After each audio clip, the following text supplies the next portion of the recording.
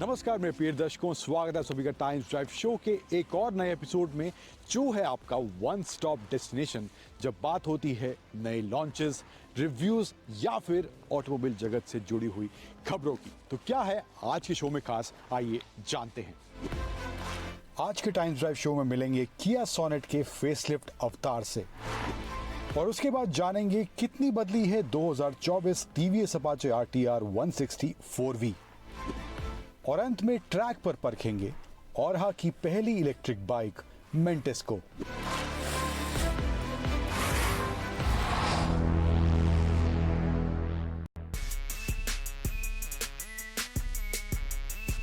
Sonet has been one of the most successful products for the Kia India, and today we have with us is the all new Kia Sonet, जो आज यहाँ पर finally unveil कर दी गई है। Changes क्या हुए हैं इस 2024 Kia Sonet में इन terms of design, in terms of features, क्या एक्स्ट्रा देखने को मिल रहा है। येस ऑफ कोर्स ADAS अब इस Kia Sonet में आ गया, तो क्या changes in terms of overall design हुए हैं, इन टर्म्स ऑफ फीचर्स ऑल्सो बात करने वाला हूँ उन सभी के बारे में आपसे इस वीडियो में। तो फ्रंट डिज़ाइन से बात करें तो शुरुआत इसके हेडलैम्प के नए डिज़ाइन से करते हैं। तो यहाँ पे एकदम नया LED हेडलैम्प क्लस्टर देखने को मिलेगा आपको, जो ये L शेप, थोड़ा बहुत सेल्टॉस में भी जो नई आई थी उसमें भी कुछ डिज़ाइन इसी हद तक इसके हेडलैम्प में देखने को मिला था, और यहाँ भी अब इस नई सोनेट में देखने को मिल रहा है। फ्रंट में वही टाइगर नोज किया का ग्रिल यहाँ देखने को मिल रहा है, एंड यहाँ पे aluminium finish in the front grille, and नीचे भी यहाँ पे एल्यूमिनियम फिनिश बम्पर में। सो वो dual combination in terms of colour यहाँ पे इसके फ्रंट बम्पर में देखने को मिलेगा, एंड सेंसर्स थ्रू आउट अब आप इस किया सोनेट में देख सकते हैं फ्रंट में। इसके साथ साथ व्हील साइज़ की बात करूँ तो 16 इंच के 215 सेक्शन के अलॉय व्हील्स दिए गए हैं। अलॉय व्हील्स का डिज़ाइन भी यहाँ बदल गया है, एंड अलॉय व्हील्स के डिज़ाइन के हिसाब से ऑप्शंस भी अब ज़्यादा पहले के मुकाबले इस नई किया सोनेट में देखने को मिलेंगे। साइड प्रोफाइल की बात करूँ तो ओवरऑल जो साइड प्रोफाइल है वो पहले जैसा ही है, कोई चेंज वहाँ पर बहुत ज़्यादा नहीं हुआ है। यहाँ पर आपको बॉडी कलर ORBMs मिल जाते हैं, बॉडी कलर डोर हैंडल्स हैं, एंड रूफ रेल की बात करें तो ये सिल्वर और ब्लैक कॉम्बिनेशन में इसका ये रूफ रेल देखने को मिल जाता है। पीछे की तरफ आएँ तो यहाँ पर जो है कनेक्टेड टेल लैंप्स देखने को मिल जाएंगे, shark fin antenna, TGDI branding, and Kia का बड़ा सा लोगो एंड सोनेट की ब्रांडिंग या पीछे की तरफ देखने को मिलती है। एंड पीछे भी जो बम्पर का ओवरऑल डिज़ाइन है, कलर कॉम्बिनेशन, वो आपको यहाँ पे पियानो ब्लैक, मैट ब्लैक और ये एल्यूमिनियम कलर या ग्रे कलर टोन में आपको देखने को मिल जाएगा। अंदर कुछ नए फीचर्स ऐड हुए हैं, कैबिन का फील काफ़ी हद तक अब बदल गया है in terms of screen, in terms of features. क्या नया ऐड हुआ है इस 2024 सोनेट में, let's go inside and check that out. अब in terms of cabin interior काफ़ी कुछ इस 2024 सोनेट में बदल गया है। सबसे पहले यहाँ स्क्रीन जो है आपको 10.25 इंच का इंफोटेनमेंट स्क्रीन देखने को मिल जाता है, एंड जो इसका इंस्ट्रूमेंट क्लस्टर है वो भी अब फुल्ली डिजिटल हो गया है। 10.25 इंच का ही स्क्रीन यहाँ पर भी देखने को इसमें मिलता है। इन्फॉर्मेशन की बात करूँ तो यहाँ पर अभी फिलहाल TPMS का डिस्प्ले देखने को मिल रहा है, then fuel gauge, tachometer, and इसमें गियर इंडिकेटर, ये सब बेसिक इन्फॉर्मेशन यहाँ पे। एंड इसके जो कंट्रोल्स हैं राइट साइड में, इसके इंस्ट्रूमेंट क्लस्टर कंट्रोल्स आप यहाँ से चेंज कर सकते हैं, एंड यहाँ पे क्रूज कंट्रोल का बटन भी आप देख सकते हैं। एंड लेफ्ट साइड में यहाँ पे इसके इंफोटेनमेंट स्क्रीन कंट्रोल करने के बटन देखने को मिल जाते हैं। कुछ इस तरह से स्क्रीन का डिस्प्ले है। लेआउट हम ये पहले देख चुके हैं, किया कि और गाड़ियों में पहले इस तरह का लेआउट या इस तरह की जो कलर कॉम्बिनेशन है स्क्रीन में देखने को मिले हैं। यहाँ पे आपको navigation, phone connectivity, phone projection and auto Apple CarPlay इसमें है, climate settings, valet mode, quiet mode, sound mode, lamp, media, ये सब ऑप्शन देखने को मिल जाएंगे। एंड किया कनेक्ट और नोटिफिकेशंस के यहाँ पे कुछ ऑप्शंस देखने को मिलते हैं। नीचे आए तो यहाँ पर मामला आपको बदला हुआ देखने को मिलेगा। जो इसके AC कंट्रोल्स हैं, फिजिकल बटन्स दिए गए हैं, विच इज़ गुड। यहाँ पे आप उसके कंट्रोल्स कम ज़्यादा, जो आपको फ़ैन की स्पीड, आपको टेम्परेचर कम ज़्यादा करना है वो कर सकते हैं। फिर नीचे की तरफ आएँ तो यहाँ पे वायरलेस चार्जिंग का ऑप्शन है, यहाँ पे USB-C चार्जिंग पॉइंट दिया गया है, एक USB charging point and 12 volt का सॉकेट यहाँ आप देख सकते हैं। कुछ सामान रखने की जगह यहाँ पर भी सेंटर में देखने को मिलती है। 2 कप होल्डर्स हैं एंड आर्मरेस्ट, थोड़ा बहुत ही सामान रखने की जगह है, बहुत ज़्यादा यहाँ कुछ स्पेस नहीं है। एयर प्योरीफायर इसमें आता है। आर्मरेस्ट जो है वो आप स्लाइड नहीं कर सकते, तो ये ऑप्शन यहाँ पे इसमें नहीं देखने को मिलता है। एंड ऑल्सो इंटीरियर की बात करूँ तो यहाँ पे फिलहाल जो ये वर्जन हमारे साथ वेरिएंट खड़ा है, यहाँ पे ब्लैक और ये ब्राउन टोन में इसका ये इंटीरियर लेदर स्टेज देखने को मिल रहा है। एंड डैशबोर्ड की बात करूँ, मामला यहाँ पे हार्ड प्लास्टिक का है, लेकिन मटेरियल ओवरऑल यहाँ पे इन terms of feel and look अच्छा देखने को मिल रहा है। जो डैशबोर्ड में इसके मटेरियल इस्तेमाल करा गया है, एंड ऑल्सो जो AC वेंट्स हैं उसके आसपास भी ये एल्यूमिनियम फिनिश कुछ इस तरह से दी गई है। अब रियर सीट की बात करें तो यहाँ पे सबसे पहले जो एयर प्योरीफायर है उसका डिस्प्ले मिल जाता है, AC vents, 2 USB-C charging point, कुछ सामान रखने की जगह यहाँ दी गई है। स्पेस ओवरऑल यहाँ पे ठीक ठाक है, बहुत ज़्यादा मैं नहीं कहूँगा space in terms of leg room, लेकिन हेड रूम अच्छा खासा है एंड बैक सपोर्ट भी काफ़ी अच्छा है। सीट का जो एंगल है वो काफ़ी अच्छा देखने को मिलता है।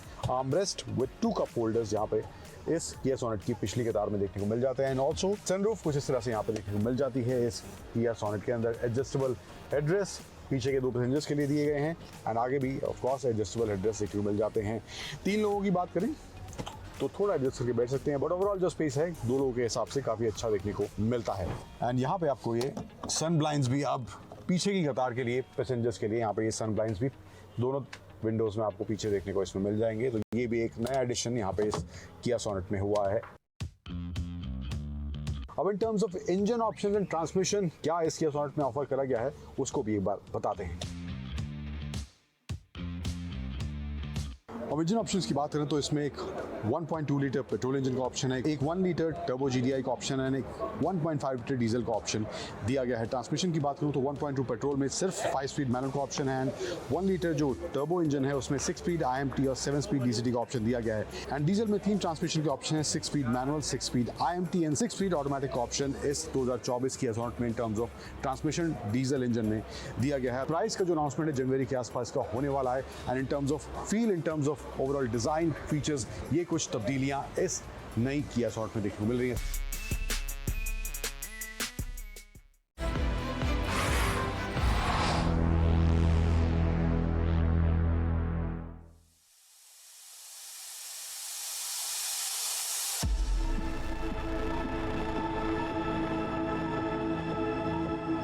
टीवीएस की मोटर सोल में यहां पर एक नई बाइक हमें देखने को मिली है जो कि ये है टीवीएस की 2024 अपाचे RTR 160 4V।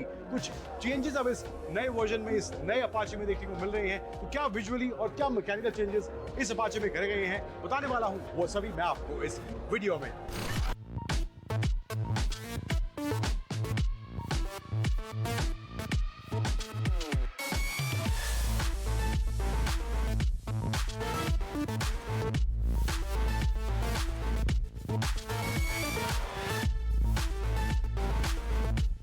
बात कर लेते हैं विजुअल चेंजेस की। आप फ्रंट में इसके हेडलैम्प का डिजाइन आप थोड़ा बदला हुआ देखिए, ऑल LED हेडलैम्प्स इसमें आप देखने को मिल रहे हैं एंड ऑल्सो इसमें जो है आप सीट का जो कलर कॉम्बिनेशन देखेंगे तो ब्लैक और रेड कलर कॉम्बिनेशन के साथ अब इस 2024 अपाचे में यहाँ सीट देखने को मिल रही है। और इसमें अब 3 नए राइडिंग मोड्स भी दिए गए हैं, यानी कि स्पोर्ट, अर्बन और रेन।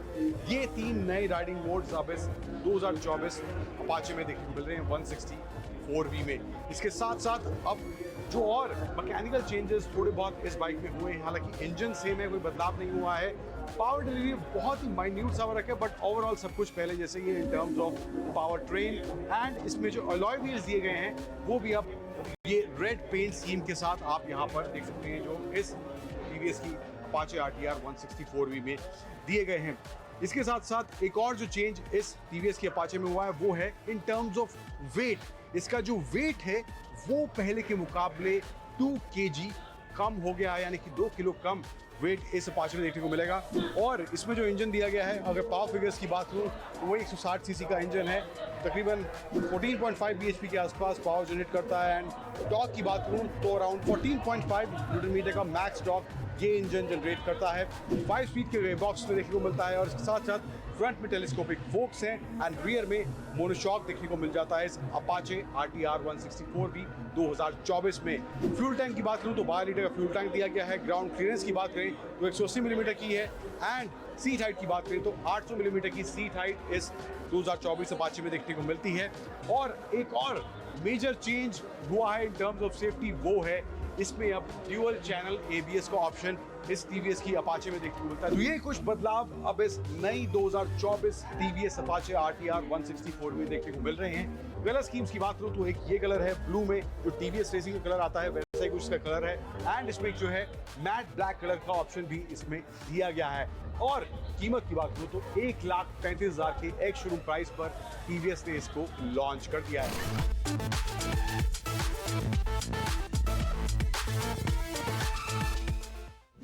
ब्रेक के उस पार टाइम्स ड्राइव शो का सफर जारी रहेगा और आपको मिलवाएंगे एक नए ब्रांड की नई इलेक्ट्रिक मोटरसाइकिल से किस तरह का परफॉर्मेंस है, क्या रेंज है, सभी कुछ ब्रेक के उस पार।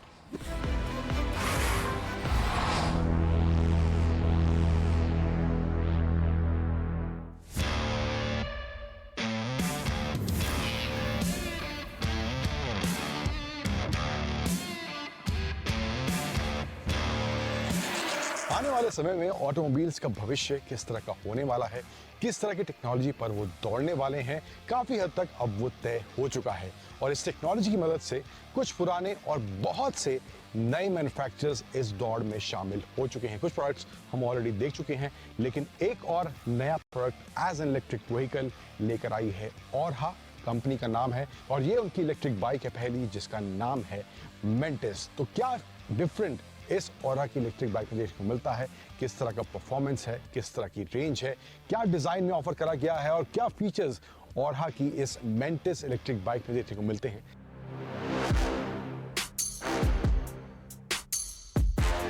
तो शुरुआत पहले कर लेते हैं इस औरहा की मेंटिस के डिज़ाइन में किस तरह का अपील देखने को मिल रहा है और क्या क्या इसमें डिज़ाइन में यूज़ करा गया है। सबसे पहले इसके फ्रंट की बात करें तो यहाँ पर काफ़ी अग्रेसिव, शार्प एंड ये आपको हेडलैम्प का इस तरह से डिज़ाइन देखने को मिलेगा। प्रोजेक्टर हेडलैम्प्स हैं, DRL कुछ इस तरह देखने को मिल रहे हैं। फिट एंड फिनिश का काफ़ी अभी इशू है, और कह रही है अभी this is not the final production version. तो फिट एंड फिनिश आपको बहुत जगह मैं इस बाइक में दिखाऊंगा अभी, जहाँ पर अभी काम करने की गुंजाइश है, लेकिन यहाँ पे मामला कुछ इस तरह देखने को मिल रहा है। फ्रंट फेस लेकिन काफ़ी अग्रेसिव, अपीलिंग और स्टाइलिश ज़रूर इसका लग रहा है। एंड टायर्स की बात करें तो फ्रंट में जो है इसमें 17 इंच के 110 सेक्शन के टायर्स देखने को मिल जाते हैं। ब्लैक आउट इसके अलॉय व्हील्स हैं एंड कुछ इस तरह से इसका mud guard, front mud guard देखने को मिलता है। प्लास्टिक का यूज़ यहाँ पे करा गया है। एंड साइड से भी आप प्रोफाइल देखेंगे, ओवरऑल जिस तरह का डिज़ाइन यहाँ पे देखने को मिल रहा है, काफ़ी शार्प, काफ़ी एजी एंड काफ़ी स्टाइलिश बाइक का डिज़ाइन रखा गया। और एंड वो स्पोर्टी अपील बाइक की साइड प्रोफाइल से बिल्कुल निकलती हुई दिखाई देती है। दो कलर का ऑप्शन है, ये जो कलर है ये जंगल ग्रीन है, एक फुली ब्लैक कलर है, इसमें थोड़ा आपको सिल्वर एलिमेंट्स देखने को मिल जाएंगे। यहाँ पे मेंटिस की बड़ी सी बैजिंग है, कुछ ग्राफिक्स का इस तरह से इस्तेमाल करा गया है। औरहा कंपनी का नाम है, तो यहाँ पे उसकी ब्रांडिंग देखने को मिल रही है। एंड यहाँ पे 9 किलोवाट आवर की लिथियम आयन बैटरी का इस्तेमाल करा गया है, तो वही ब्रांडिंग आपको यहाँ पे इसके बैटरी पैक के साइड पैनल में देखने को मिल जाएगी। एंड ये इसका ऑफकोर्स इलेक्ट्रिक बाइक है, बैटरी पैक है एंड मोटर इसकी यहाँ पे आप देख सकते हैं कुछ इस तरह से इसकी प्लेस करी गई है। एंड इसमें जो है जो फ्रेम आप देख रहे हैं ये पूरे एल्यूमिनियम फ्रेम का इस्तेमाल करा गया है ना, और कह रही है कि एरोस्पेस ग्रेड एल्यूमिनियम का इस इलेक्ट्रिक बाइक में इस्तेमाल करा गया है। तो वहाँ पर किसी तरह कॉम्प्रोमाइज़ एज पर औरहा यहाँ पर नहीं करा गया है। एंड ऑल्सो रियर की बात करें तो यहाँ पे जो है सिंगल चैनल ABS मिलता है, जो कि फ्रंट में ही है। रियर में आपको डिस्क ब्रेक मिलती है एंड रियर का जो टायर का साइज़ है वो 17 इंच 130 सेक्शन का है। एंड रियर में आपको मोनोशॉक यहाँ पे कुछ इस तरह से देखने को इसमें मिल जाता है। टेल लाइट की बात करूँ तो यहाँ पे भी LED का इस्तेमाल करा गया है एंड यहाँ पे कुछ बॉडी कलर पैनल्स आपको देखने को मिल जाएंगे। थोड़े बहुत एलिमेंट्स का कलर कॉम्बिनेशन कुछ इस तरह से इस्तेमाल इसमें करा गया है। एंड टेल लाइट्स जो हैं वो भी इसमें LED हैं, ऑफकोर्स हेडलैम्प्स तो LED हैं ही, एंड इंडिकेटर्स भी इसमें LED देखने को यहाँ पे मिल जाते हैं। इसके अलावा सीट की बात करें तो यहाँ पर आप देखेंगे स्प्लिट सीट वाला डिज़ाइन इसमें रखा गया है फ्रंट राइडर के लिए। एंड ये जो सीट है पैसेंजर के लिए या पिलियन राइडर के लिए है, तो मामला यहाँ पर मुझे काफ़ी टाइट फील हो रहा है। आप देखेंगे काफ़ी छोटी इसकी सीट का ये साइज़ है, तो थोड़ी देर बेशक कोई बैठ पाए यहाँ पर अगर किसी को बिठाना चाहते हैं, लेकिन मुझे लगता है थोड़ा सा भी लंबा, आधे घंटे से भी ऊपर कोई बैठेगा तो ये कंफर्टेबल जगह नहीं है उसके बैठने के लिए।